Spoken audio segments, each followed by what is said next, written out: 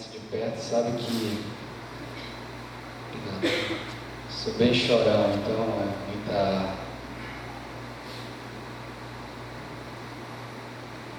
muito desestabilizante, irmão. Ouvir a Lu tocando e depois você cantando. É muita dose, um momento só. A Lu, o instrumental em que o Arnaldo cantava do lado, tem todo instrumental que a Lu toca, se você não sabe, o Arnaldo canta a letra. E nem sempre, né, Arnaldo? Mas até onde eu entendi a letra, é quão preciosa é a igreja do Senhor, a oração, a comunhão e o partir do pão. E aí o irmão vem e diz, na música cantada, tira essa ideia da minha cabeça de que sou perfeito, paráfrase, né? Porque eu não consigo decorar. Tira essa ideia da minha cabeça de que sou perfeito, me ajuda a melhorar, Pai.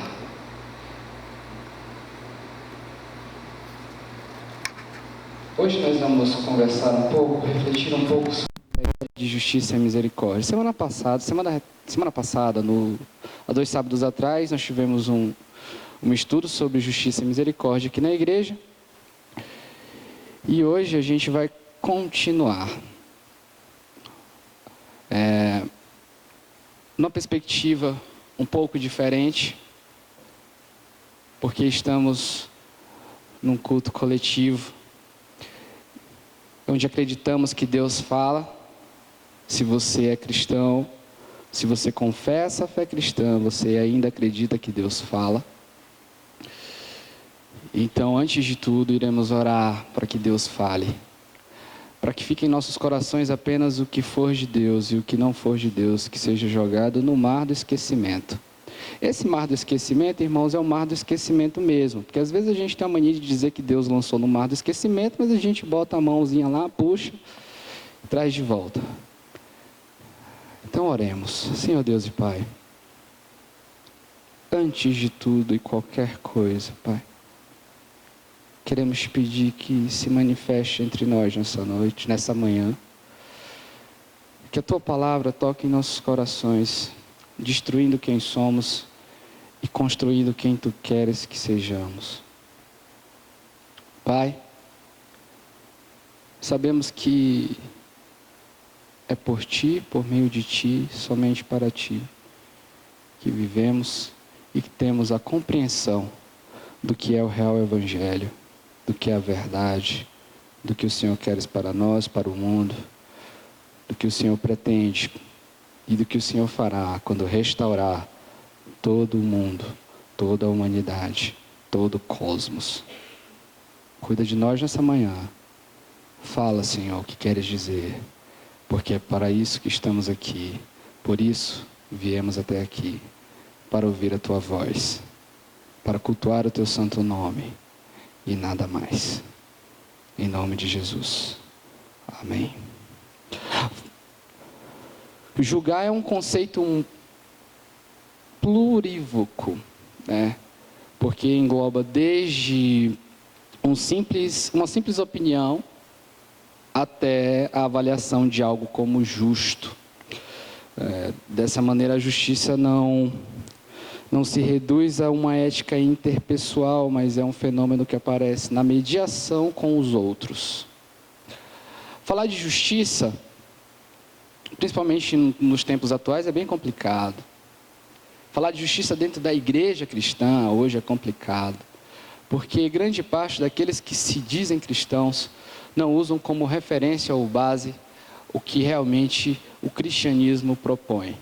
Usam ideologias políticas, sociológicas, filosóficas. Possuem argumentação para tudo, usando como base essas pautas, mas não possuem como base o Evangelho de Cristo, as Escrituras, a sua palavra e a sua verdade. Levando em consideração esses aspectos, eu queria que os irmãos abrissem a Bíblia em Lucas 10. Aqueles que trouxeram essa Bíblia antiga, isso é da pré-história, né? Abram. Aqueles que trouxeram essa expressão da contemporaneidade, né, que mostra como somos evoluídos, acessem as vossas Bíblias, né, em Lucas 10, 25. Aposto que quem tem essa nova tecnologia abriu muito antes, por isso que eu fiquei enrolando, para que você que vive no passado chegasse junto agora e desse tempo, né?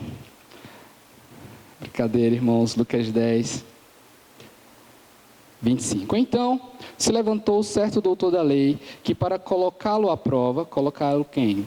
Cristo. Disse: mestre, que devo fazer para ter a vida eterna? Jesus lhe perguntou: o que está escrito na lei? Como lês? Ele lhe respondeu: amarás o Senhor teu Deus de todo o coração, com toda a alma, com todas as forças e com todo o entendimento, e o próximo como a ti mesmo. Disse-lhe Jesus: respondeste bem, faze isso e viverás. Ele, porém, querendo justificar-se, perguntou a Jesus: e quem é o meu próximo? E Jesus lhe respondeu: um homem descia de Jerusalém para Jericó, e caiu na mão de assaltantes, que o roubaram, e depois de espancá-lo, foram embora, deixando-o quase morto. Por acaso, um sacerdote descia pelo mesmo caminho, e vendo-o, passou longe. De igual modo, também um levita chegou àquele lugar, e quando o viu, passou longe. Mas um samaritano, que ia de viagem, aproximou-se e, vendo-o, encheu-se de compaixão. E chegou perto dele, enfaixou suas feridas, aplicando-lhes azeite e vinho. E, pondo-o sobre a sua própria montaria, levou-o para uma hospedaria e cuidou dele. No dia seguinte, pegou 2 denários, entregou-o ao hospedeiro e disse: cuida dele. Quando voltar, te pagarei tudo o que gastares a mais. Qual desses 3 te parece ter sido o próximo do que caiu na mão dos assaltantes? O doutor da lei respondeu: aquele que teve misericórdia dele. Então Jesus lhe disse: vai e faze o mesmo. Esse texto eu acho que é algo novo para os irmãos. Ninguém nunca ouviu falar do bom samaritano, né, por aqui. Esse texto, na verdade, não acredito que deveria ter como título a parábola do bom samaritano, mas sim daquele que exerceu a misericórdia. No passado, para o judeu, o título bom samaritano fazia um certo sentido. Para nós não faz. Para nós não faz tanto sentido assim.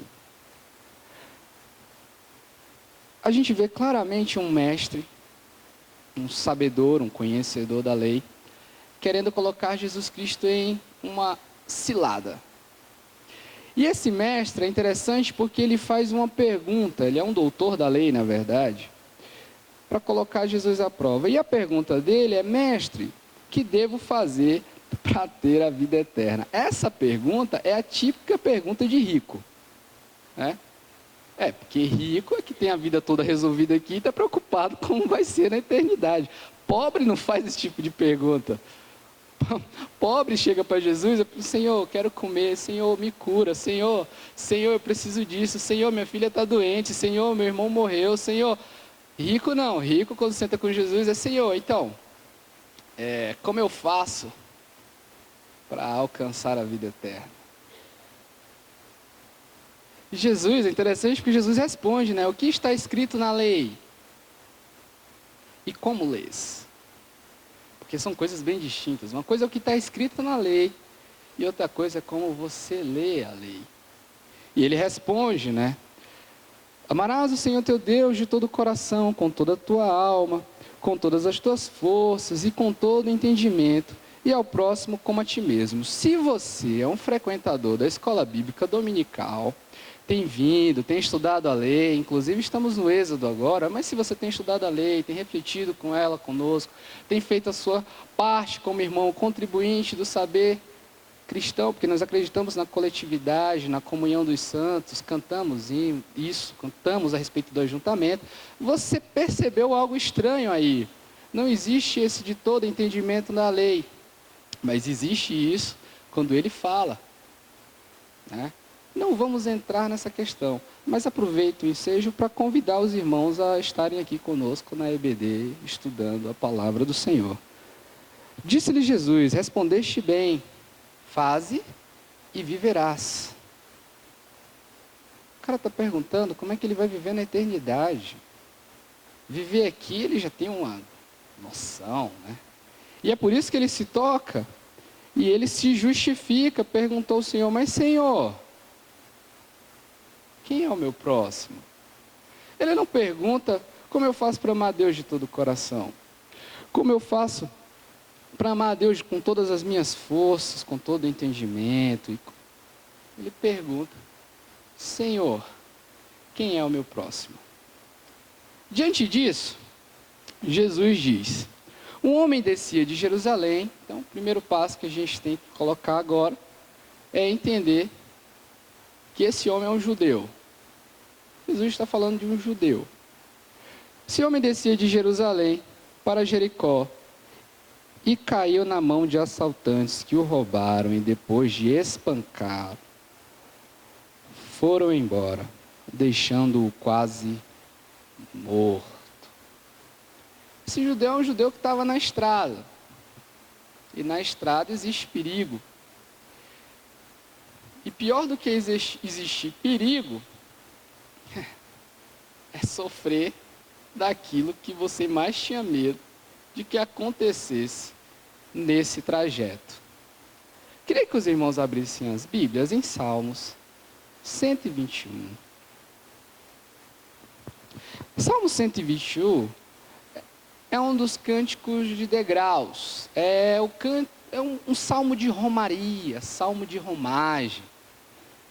Salmo 121 é o salmo onde aqueles que estavam caminhando falavam com Deus e falavam acerca da sua proteção, do Deus que Ele é. E Salmo 121 expressa quem é nosso Deus. Então eles iam nessa romagem falando esse salmo, recitando esse salmo. Esse salmo é muito famoso, não só no meio protestante, mas no meio católico. Vez por outra você chega na casa de alguém, está lá aquela Bíblia aberta em cima desse salmo, né? Ninguém lê, mas acredita-se que só o fato de estar aberto ali existirá proteção. Por quê? Porque esse salmo é o salmo do guarda fiel, o guarda fiel do povo, o guarda todo-poderoso, o Deus que protege tudo, todos, a todos aqueles que o amam, e Ele que se oferece nesse salmo para fazer essas coisas, e etc. Então leiamos: eleva os meus olhos para os montes, de onde me vem o meu socorro? Meu socorro vem do Senhor, que fez os céus e a terra, e Ele não permitirá que teus pés vacilem. Aquele que te guarda não se descuida.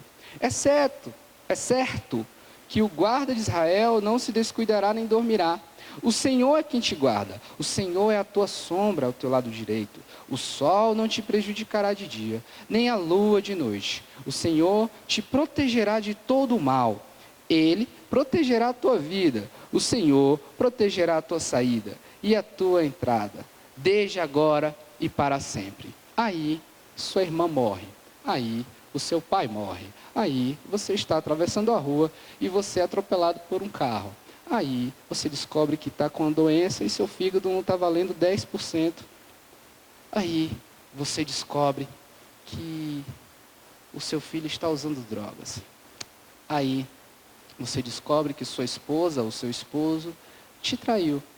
Aí você descobre que aquele seu amigo de quem você foi fiador não só não pagou, como a sua dívida está tão alta que nem vendendo todos os seus bens você vai conseguir pagar a dívida.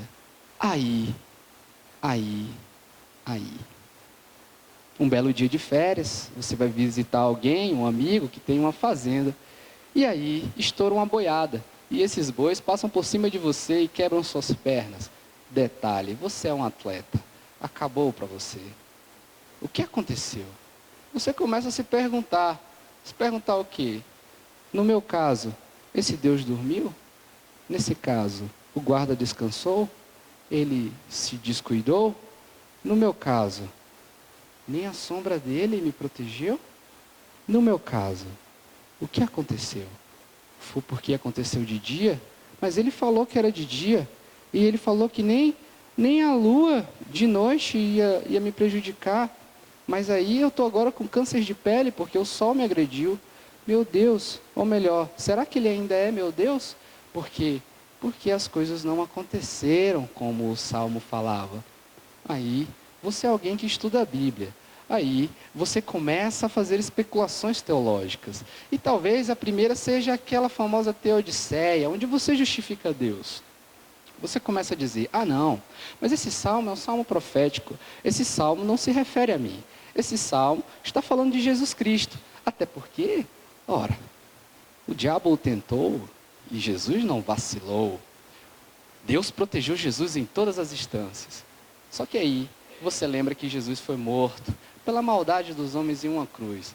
E aí você vai ter que dar um jeitinho para a sua sistemática colocar isso de forma com que aqueles que contestem a sua argumentação de que esse salmo é apenas para Jesus, tenham agora uma outra argumentação sólida para acreditar que você tem razão para falar o que está falando.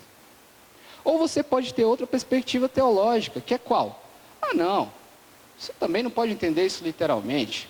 Muito do que me acontece é porque o Senhor está me punindo. Eu não sei porquê, mas um dia eu vou saber.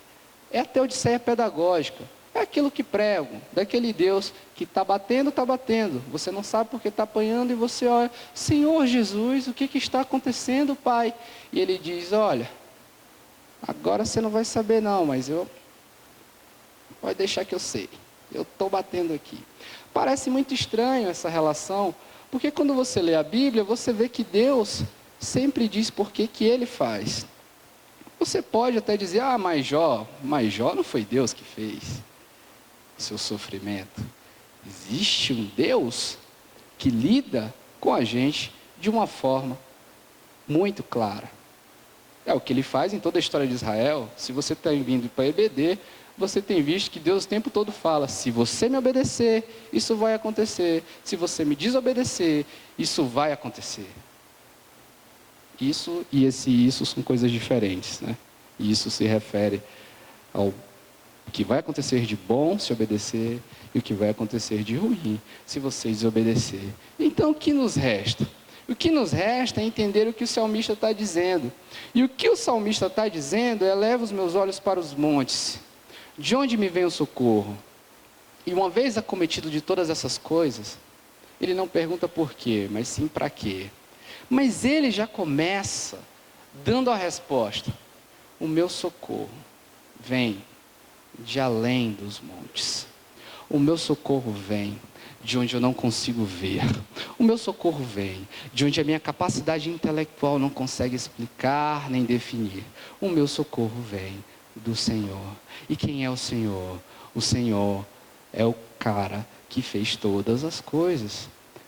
O Senhor é o Deus do tudo. Ele é mais que tudo, porque até o tudo foi Ele quem criou. Então a minha resposta vem dEle. Pouco importa se eu não estou vendo a solução. A minha resposta vem do Senhor. Imagina agora esse cara que desce de Jerusalém, rumo a Jericó, que foi assaltado, está lá no chão, agonizando, lembrando do Salmo 121, de romagem, de romaria, e vindo o consolo imediato. Qual consolo imediato? Estou morrendo, fui assaltado, fui espancado, mas o meu socorro vem, e o meu socorro vem do Senhor, porque o Senhor é o Senhor que fez todas as coisas. E o mais interessante nessa história, irmãos, é que o Senhor manda o consolo. O Senhor manda. E o Senhor manda, vamos abrir em Lucas 9:51, porque na verdade aquele texto de Lucas 10, ele começa em Lucas 9:51. Pelo menos para mim. Lucas 9:51. Leiamos. Quando se completavam os dias para que se fosse elevado ao céu, ele manifestou o firme propósito de ir a Jerusalém. Ele é Jesus. E enviou mensageiros à frente. Estes foram e entraram num povoado de... O que tem aí? Samaritanos. Entrou no povoado de samaritanos, para lhe preparar pousada. Quando viram isso... Mas os samaritanos não receberam, pois viajava para Jerusalém. Quando viram isso, os discípulos, Tiago e João, disseram: Senhor, queres que mandemos descer fogo do céu para os consumir? Ele, porém, voltando-se, repreendeu-os. Vós não sabeis de que espírito sois? Pois o Filho do Homem não veio para destruir a vida dos homens, mas para salvá-las. Aqui você vê como os discípulos já eram um tipo cristão gospel contemporâneo, né?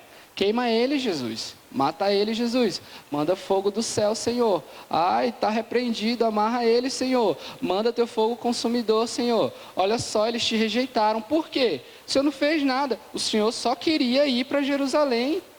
O Senhor, só porque o Senhor estava convicto, os samaritanos fizeram esse tipo de coisa. Manda fogo do céu, Senhor. Está amarrado, pisa na cabeça do inimigo, Senhor. Vai, Deus.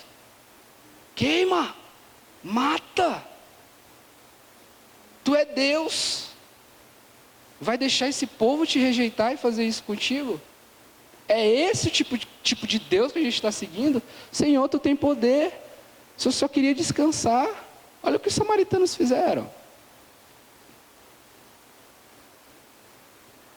Tudo isso por quê? Só porque Jesus estava convicto de ir a Jerusalém. Só porque Jesus estava convicto de ir a Jerusalém. Só porque Jesus disse: vou.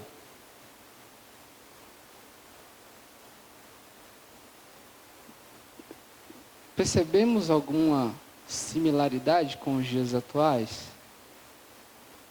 Você percebe alguma similaridade com os dias atuais? O que acontece aqui é a expressão da ira daquele que eu não gosto. Eu não gosto. Ele é de esquerda, eu sou de direita. Não, ele é de direita, eu sou de esquerda. É uma questão de justiça, é justiça. Irmãos, a gente está fazendo uma campanha porque a gente quer cuidar de umas pessoas, tem uns moradores de rua, a gente quer fazer isso, aquilo, outro. Ah, lá vem esse marxismo entrando na igreja. Ô irmãos, a gente tem que começar a se preocupar com a família. A família está... As coisas estão difíceis. Olha, lá vem aquele ultraconservador cristão. A gente tem reputado tudo. Não com o que a Bíblia diz, mas com as nossas ideologias. A nossa base ideológica. Nós temos nos tornado aqueles que gritam. Fora quando alguns realmente gritam, né? Eu ensinei, mas alguns realmente pedem fogo consumidor do céu. Mas a gente tem se tornado igual, a gente só não grita, mas age assim. A nossa busca por justiça é justificada com violência, com palavras, com posts digitados. Mas o que seria essa justiça? Mas que tipo de justiça então é a justiça que devemos exercer? O que Jesus quer falar quando ele fala desse samaritano? Quem é esse samaritano para esse povo? O que seria esse samaritano para a gente hoje? Como devemos nos comportar?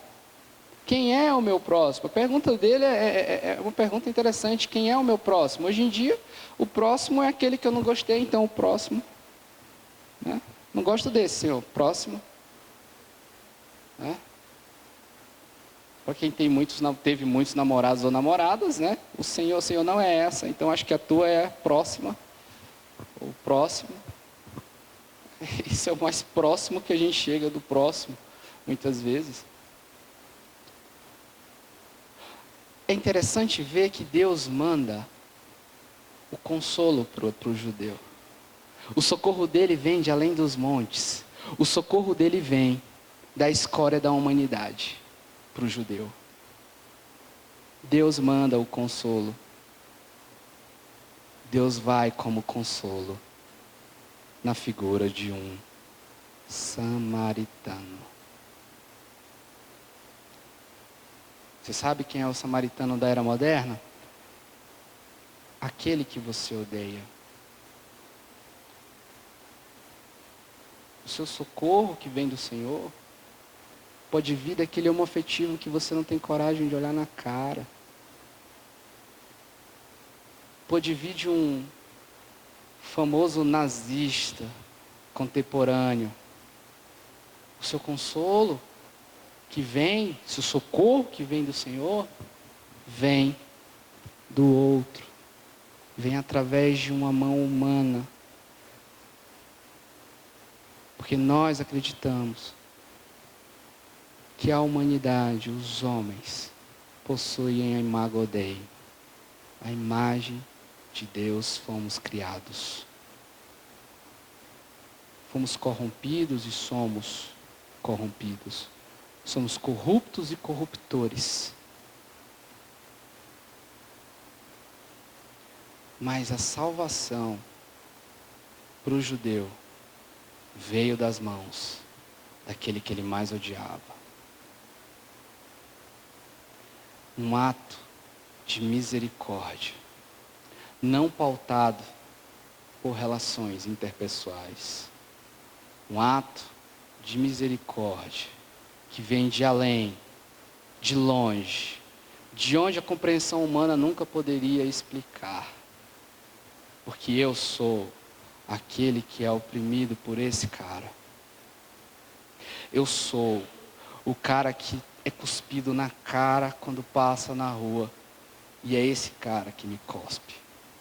É o povo dele que me cospe. E ele está morrendo. Mas eu vou botar ele no meu carro. Eu vou levar ele para o hospital. Eu vou sarar as feridas dele. E eu vou pagar ao São Camilo, ou qualquer outro em São Paulo, todos os gastos que forem necessários para que ele saia dali recuperado. Explica essa. Explica essa. Se a parábola, essa história do samaritano, para você nunca fez sentido, talvez seja porque você nunca entendeu o que era um samaritano para um judeu e um judeu para um samaritano. Por isso que disse no começo que talvez o tema mais apropriado para que você sentisse fosse a parábola do bom homoafetivo, a parábola do bom bolsonariano, a parábola do bom, seja lá quem for que você odeie. O sentido de justiça e misericórdia, biblicamente, é mais profundo do que o nosso reles português possa explicar. Chesed é misericórdia. Empatia, simpatia, compaixão alguma se comparam à misericórdia. Mishpah é a justiça, que transcende, vai além de todos esses significados. Tzedakah é justiça, que transcendem e vão além de todos esses nossos significados para a justiça. Ser um tzadik é fazer atos de justiça. Mas o grande lance interessante nessa história toda é que geralmente, ou melhor, mais de 40 vezes pelo menos, essas palavras aparecem juntas, onde não se pode fazer justiça se não for com generosidade, amor. Não existe justiça bíblica onde a misericórdia não esteja. Não, aqui é proposta por Deus. A justiça feita por Deus é uma justiça misericordiosa, é uma justiça generosa, é uma justiça pautada em amor. Abramos nossas Bíblias em Jó 31.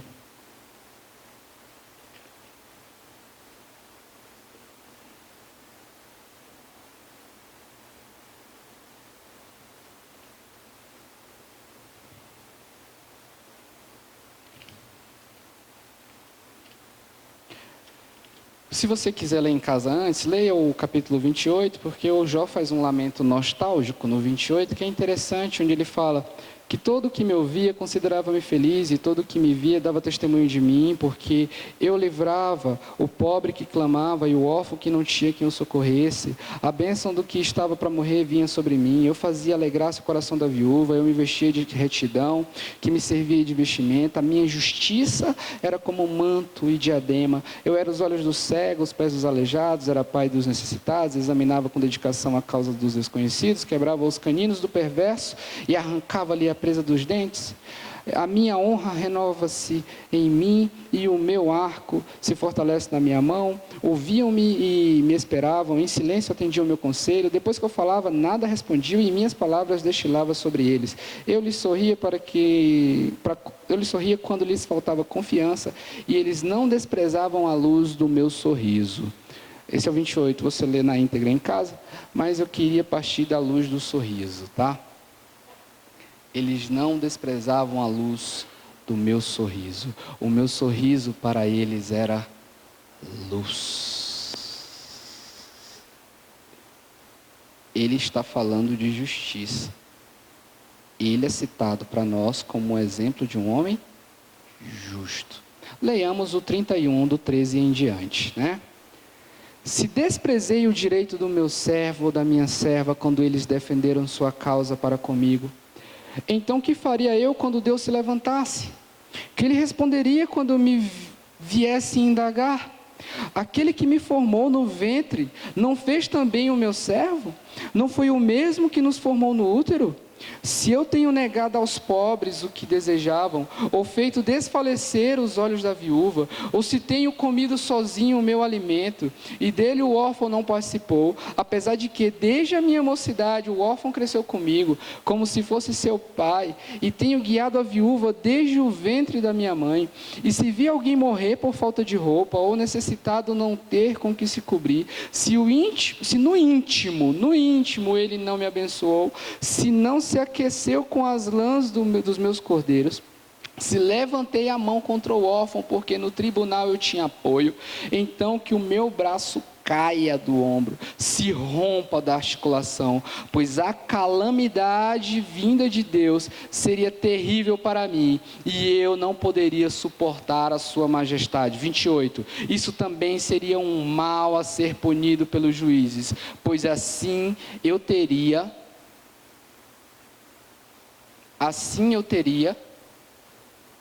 negado a Deus que está lá em cima.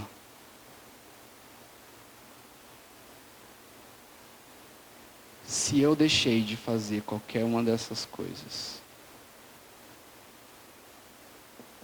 eu neguei a Deus que está lá em cima.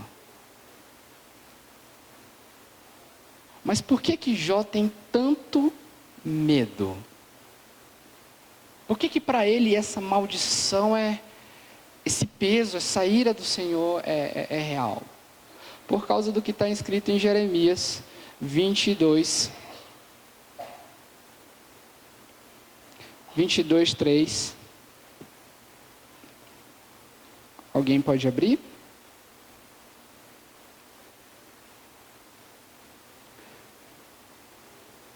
Jeremias 22, 3. Pode abrir e ler, né?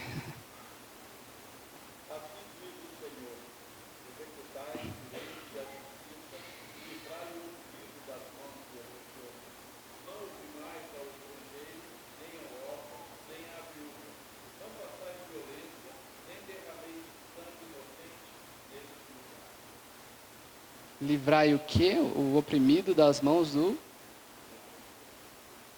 do opressor. Irmãos,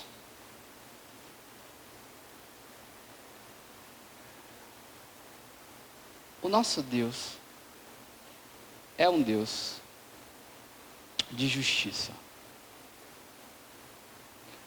O nosso Deus é um Deus justo. Se você voltar a ler os profetas, você vai encontrar algo interessante. Você vai encontrar o que é chamado de quarteto da vulnerabilidade: órfão, viúva, pobre e estrangeiro. Aquele sem terra. Como um sírio que tem para onde voltar, não tem para onde ir, não pode ficar onde está, e por não conseguir viver mais na terra, se lança no mar.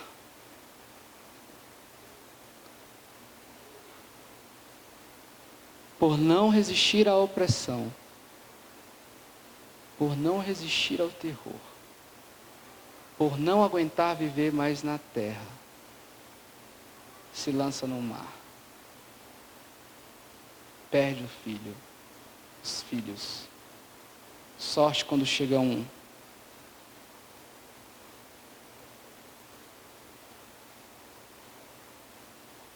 Você já imaginou não poder voltar para casa, estar em outro lugar, e naquele lugar você não ser? Não ser no sentido de não ser, porque você não será nada. Você será um eterno estrangeiro. É por isso que talvez, para alguns aqui, a parábola tenha mais sentido se for falada assim, a parábola do eu samaritano.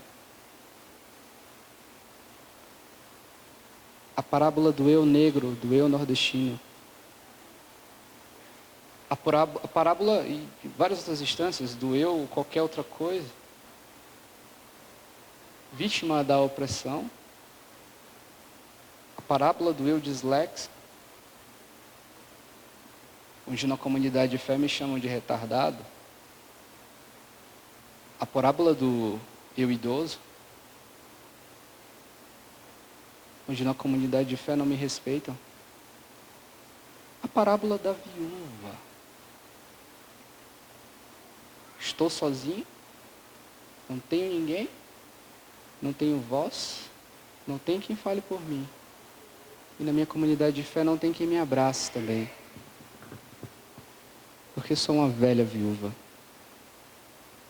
A parábola do eu sozinho. A parábola do eu solidão.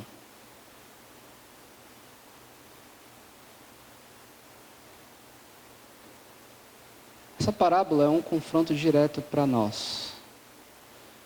Isso é Jesus falando para o judeu tudo aquilo que ele queria que nós ouvíssemos. E Jesus continua lá. Mas antes disso, eu queria que você abrisse sua Bíblia em Deuteronômio 10, 17 e 18.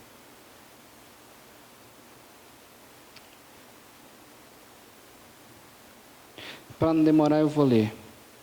Pois o Senhor vosso Deus é o Deus dos deuses, é o Senhor dos senhores, o Deus grande, poderoso, terrível, que não faz discriminação de pessoas, nem aceita suborno, que faz justiça ao órfão e à viúva, e ama o estrangeiro, dando-lhe comida e roupa. Ele começa: eu sou o Deus Todo-Poderoso, o Deus aterrorizante, o Deus terrível, que está com os fracos, que está com os fragilizados. Enquanto todos os outros deuses aí são tops, Thor, deus nórdico, né? Todos os outros deuses aí estão com os caras fortes, poderosos. É a voz de Deus, eu sou o profeta, o ungido do Senhor. Deus diz: eu estou com o órfão, o pobre, a viúva, o oprimido. Eu sou o Deus grande, que está com os fracos. Eu sou o Deus grande, que está com os fracos. E aí, lá em Lucas 10, que é o nosso texto base da reflexão essa manhã. No versículo 36, depois de falar essa história, Jesus olha para ele e diz: qual desses três te parece ter sido próximo do que caiu na mão dos assaltantes? E ele responde: Senhor. Ele responde, o doutor da lei responde, e responde como você responde, responde como eu respondo, porque nós temos essa incapacidade de não só reconhecer o quão estúpidos somos, como falar com todas as letras. Todas as voltas que a gente puder dar, a gente vai dar, porque nós somos humanos pecadores que merecemos o inferno. E a resposta dele é interessante: aquele que teve misericórdia dele. Nem abrir a boca para dizer: o samaritano, o doutor da lei teve. E Jesus disse: vai,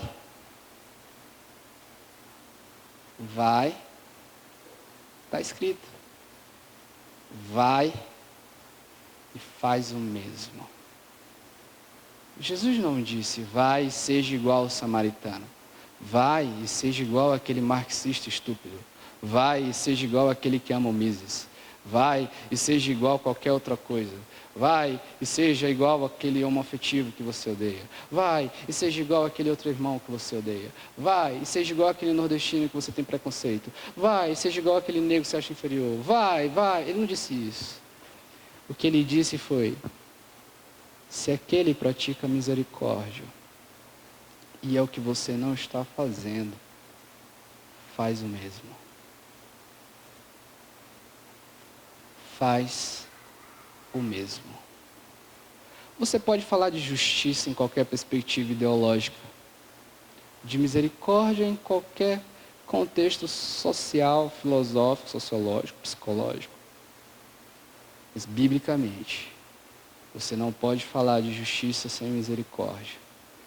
Você não pode falar da justiça e misericórdia de Cristo sem amor e sem fazer o mesmo. Nosso Deus é o Deus de justiça e misericórdia. A pergunta que fica essa manhã para você é: quem é o seu samaritano, irmão? Quem é o seu samaritano? A segunda pergunta é: você é samaritano de quem? Porque a gente vive numa sociedade onde o meu problema todo é do outro, né, pastor? O meu problema é o outro. Todos nós somos o outro do outro. Todos nós somos o outro do outro.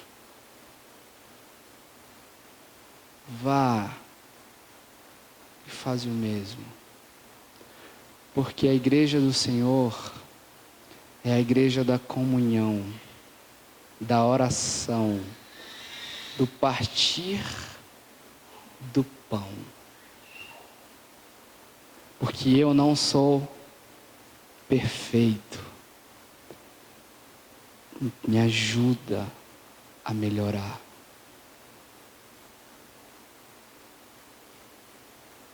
Acabemos com esse discurso preconceituoso que tem tomado a nossa comunidade cristã. E comecemos a viver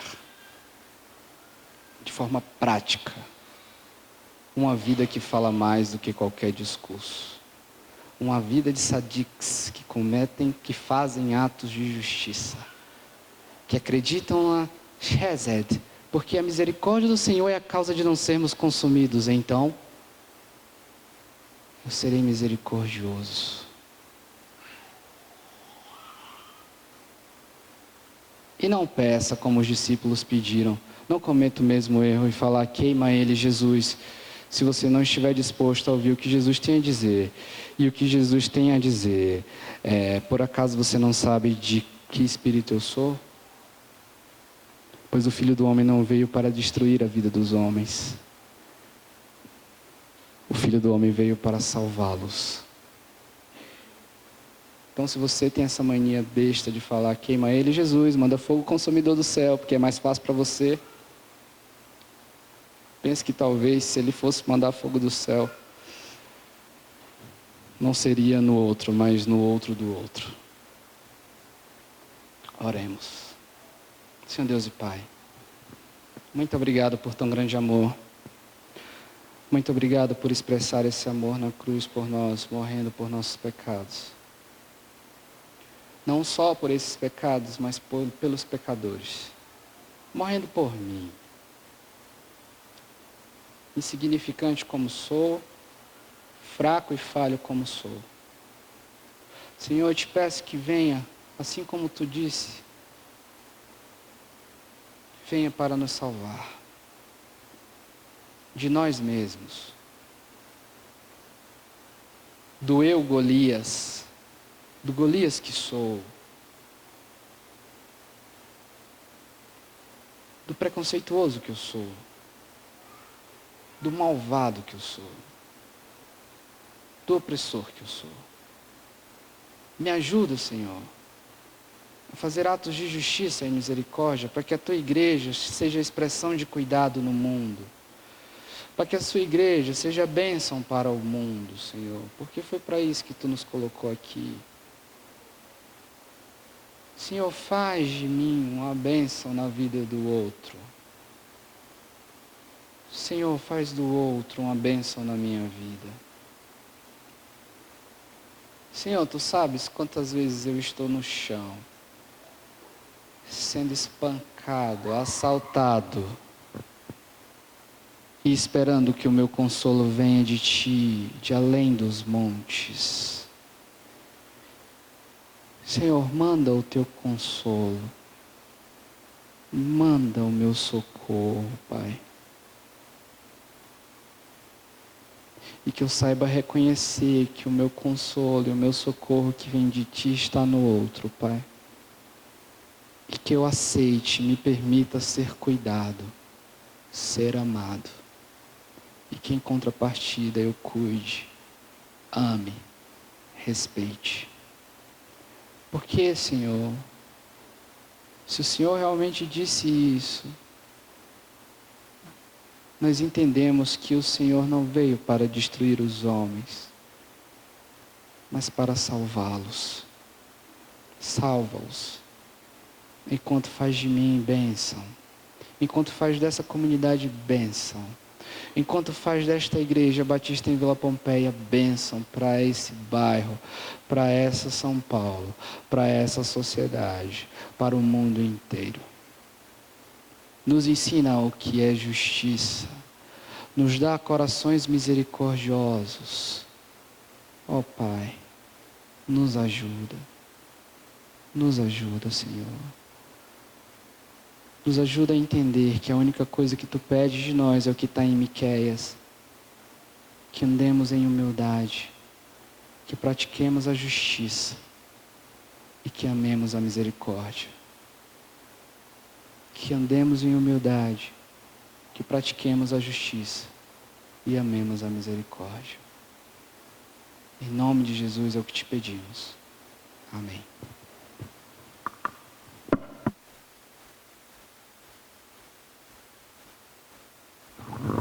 Assentados mesmo como estamos, vamos cantar a primeira estrofe do canto Perto de Jesus. E aquele que está perto de Jesus fica mais perto do outro, consequentemente.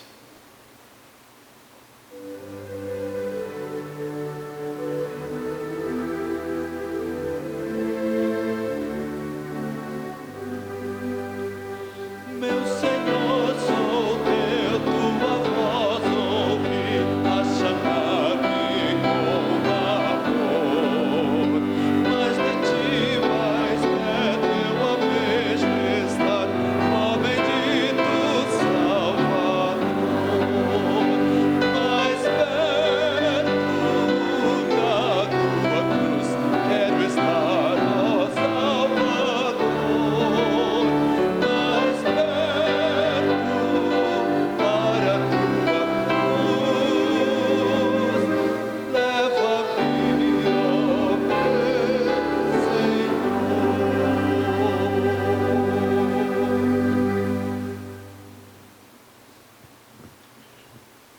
Senhor, ajuda-nos a andarmos cada vez mais perto de Ti, Senhor.